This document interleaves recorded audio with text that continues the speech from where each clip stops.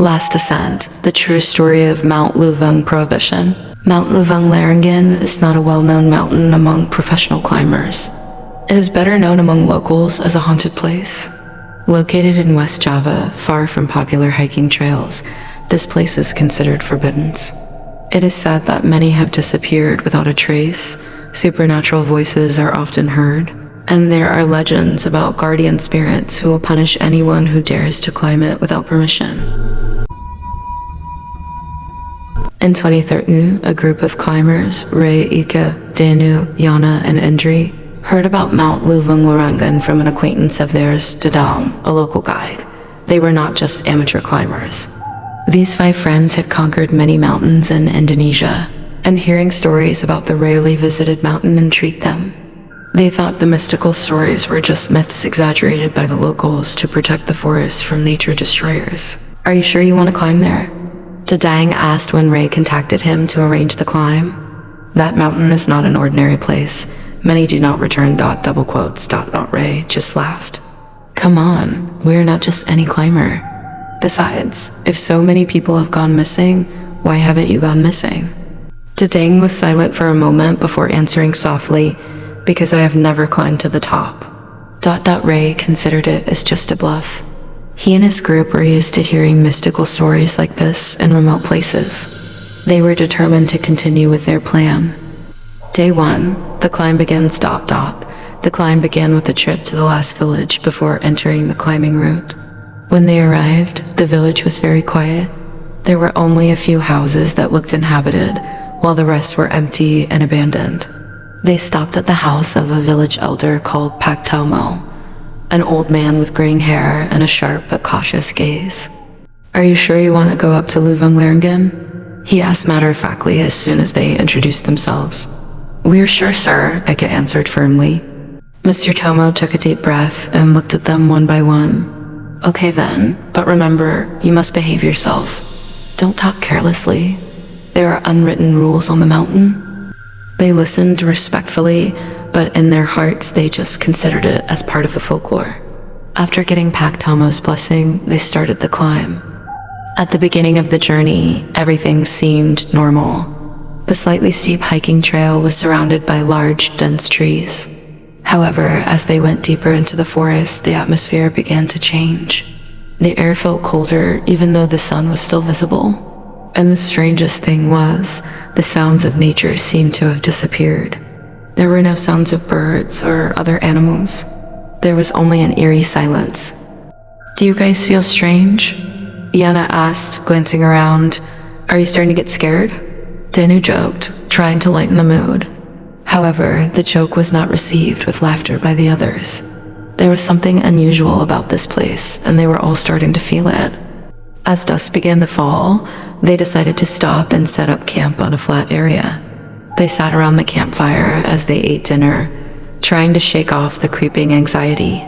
A cool wind blew softly, carrying the thick, damp scent of the forest. Suddenly, from within the darkness, a soft voice like a whisper was heard. The voice sounded faint, like someone speaking from a distance. Eka immediately stood up and looked toward the voice. "Did you hear that?" he asked in a tense tone. Everyone fell silent and listened. Yes, there was a voice. It became clearer and clearer, like someone whispering, but the words were incomprehensible. "Who is it?" Ray shouted into the darkness. There was no answer, only silence.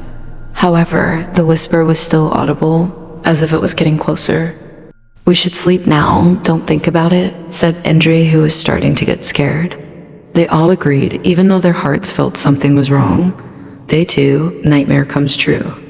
That night, Ray woke up in the middle of the night. She felt like someone was watching her. When she opened her eyes, she saw something outside the tent.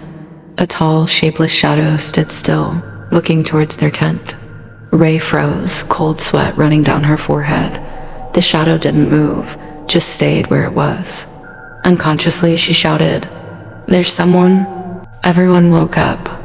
Eka quickly grabbed a flashlight and shone it outside, but there was nothing. Only trees and darkness.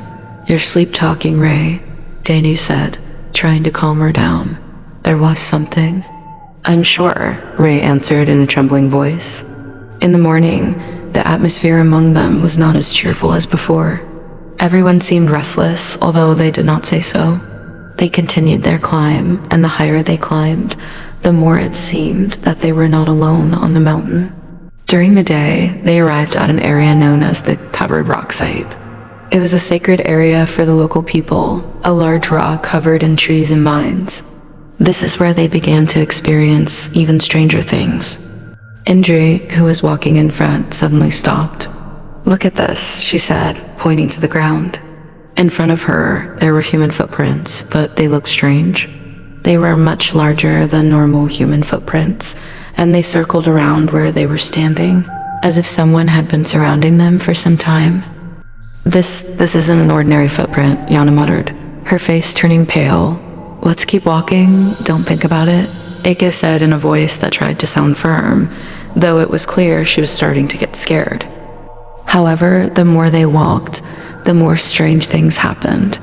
Danny, who always walked at the back, felt like someone was touching his shoulder several times, even though there was no one near him. Inda claimed to see a black shadow among the trees, which moved quickly but always disappeared as soon as she noticed it. In the afternoon, when they were almost at the top, the most terrifying thing happened. Suddenly, a crying sound was heard in the forest. The sound was very clear, like a woman crying in despair. They all stopped, looking at each other in fear. What? Yana whispered in a trembling voice. "Let's go back." "This is too weird," Indri urged. However, before they could decide anything, Ika, who was standing at the front, suddenly fell to the ground.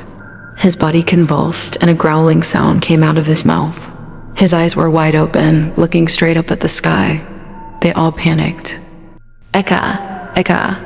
Ray tried to shake her friend's body, but Eka didn't respond. Instead, her voice grew louder and her body began to arch in an unnatural position, as if something was controlling her body. Yana, the most religious of them, immediately chanted prayers, hoping to exorcise whatever was possessing Ika. Setala beberapa tubu eko terkulai limas, naman matanya terap terbuka. Napasnya teringa enga seperti barasaja berlari meritan, kita harus keluar dari sini, kata Dani dengan nada tegas. Sekarang.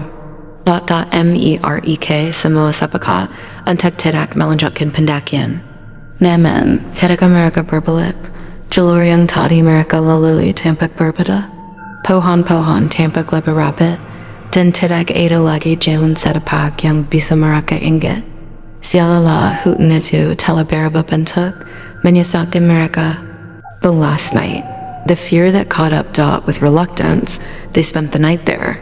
It was the longest night of their lives. The sounds of the shadows kept coming, from soft whispers to loud screams that echoed through the trees. Strange shadows moved around their tent, and there were no strange shadows moving around their tent, and no one dared to sleep. Every time they tried to close their eyes, the voices came back, sending shivers down their spines. The sound of the woman's cries that had been heard earlier that afternoon was now clearer, as if coming from all around them. Indri, who could no longer contain her fear, began to cry softly, hugging her knees in the corner of the tent. "I want to go home," she said over and over again in a trembling voice. Ray, who had always been the most stubborn, now looked just as scared. He didn't know what was happening, but it was clear that this was not just superstition. They were in real danger. "Is this all real?" Jens asked, his voice barely audible. "Are we just hallucinating because we're tired?" "I don't know anymore," Danny replied, his voice desperate. "But one thing is for sure, we have to get out of here as soon as possible tomorrow morning." Time passed slowly, and every second felt like an endless nightmare. In the middle of the night, suddenly there was the sound of heavy footsteps from outside the tent, like someone or something big was walking closer. The steps were very clear, hitting the ground hard. "Don't come out," Ray whispered firmly as Indri tried to get up. They all froze in place, listening to the footsteps approaching, getting closer, until the footsteps stopped right in front of the tent. The tension reached its peak as the fabric of their tent vibrated, as if something was scratching it from the outside. The scratches slowly but surely made a line along the tent fabric. Their hearts beat fast. Indri covered her mouth with both hands, holding her breath so as not to scream. Suddenly the sound stopped. However, they knew something was stalking them, just a few steps away from where they were sitting. No one dared to move or speak. They could only wait, hoping the creature would go away. A deceptive morning ... in the morning. As the sunlight began to penetrate the trees, the forest was quiet again.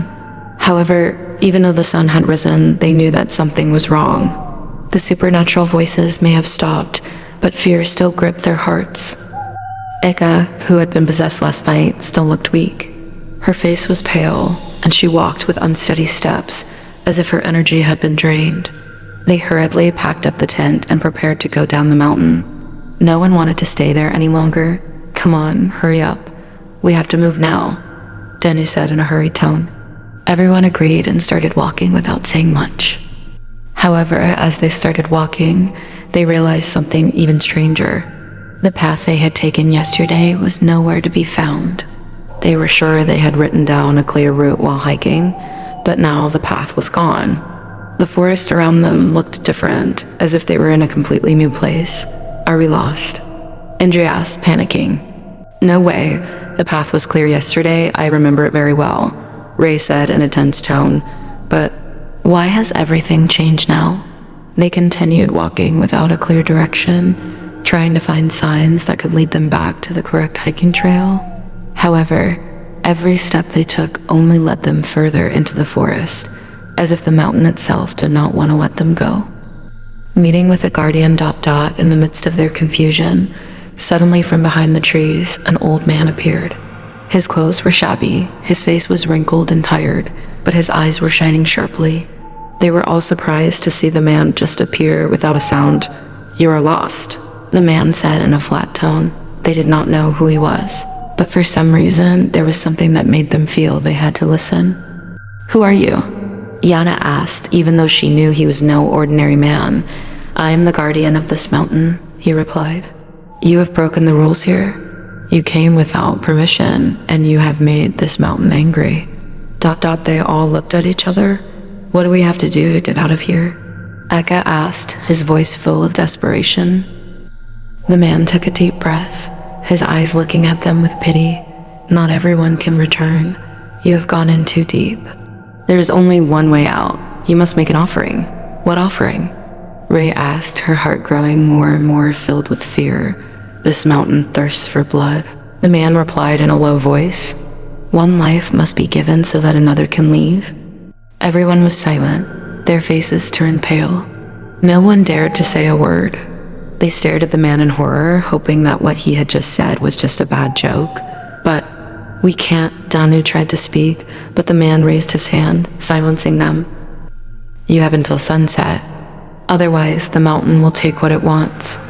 After saying that, the old man disappeared among the trees, leaving them in increasing confusion and fear. The final sacrifice? Time was ticking, and they knew that the choice they had to make was drawing to a close. No one wanted to talk about it, but they all knew what had to be done. The atmosphere grew tense as the sun began to set, and the shadows in the forest began to lengthen.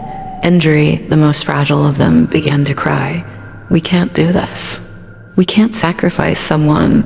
"There is no other choice," Ray answered firmly, even though her heart was breaking. "If we don't do it, we will all die here."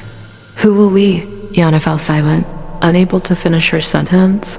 After a long silence, Danu finally said softly, "Let me. I will do it. ... Everyone was shocked to hear Danu's statement.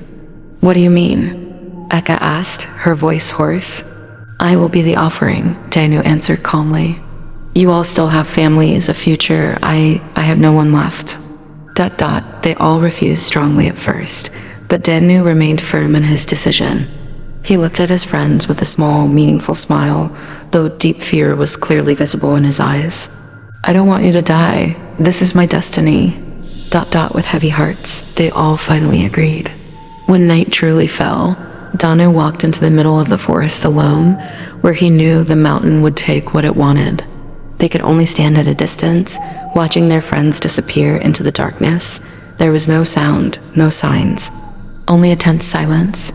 End of the climb. The next morning, the remaining survivors finally found their way out. The path that had disappeared yesterday was now visible again, as if the mountain had let them go. With heavy hearts, they descended the mountain, leaving Danny behind forever. After that incident, they never returned to climb again. Mount Leuweung remains a mystery, and the story of their sacrifice spread as a new legend among climbers. They never told anyone what really happened on the mountain because who would believe it? But in their hearts, they knew that Danu had saved their lives. But was his sacrifice enough? Or would the mountain ask for more someday? To this day, no one has dared to try to find out. That's a piece of the true story of one of the forbidden mountain climbs in Indonesia. Don't always follow other horror stories, thank you.